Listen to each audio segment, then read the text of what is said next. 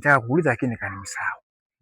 Huyu Cliff kwenye swala lake la udiwani alipita, walimchagua wananchi au ilishia wapi? Ngoja Mutai. Hivi wewe kweli Cliff akagombea udiwani?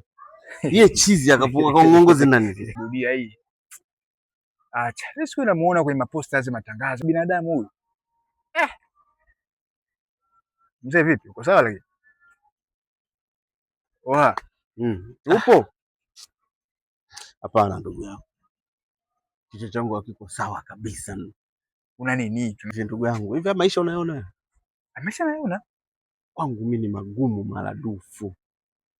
Afu kizingatia sasa ndo kama hivyo mambo ya familia na nini, watoto kibao.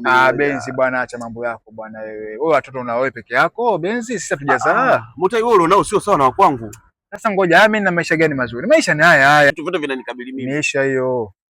Imeisha. Hiyo imeisha. Kivipi? Wewe unanikubali?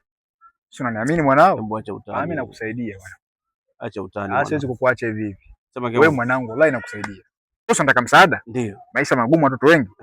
Sala dogo. Wenzetu. Wewe njoo.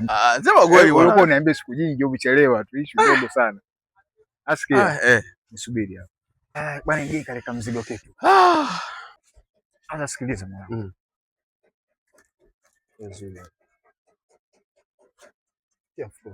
Ngoja kwanza. Ni nini? Ndio msaada hivi mwanangu. Bwana nini sasa? Wewe Mutai? Vipi tena? Ni msaada kweli? Yaani baadaye nisaidie ananipa kondo.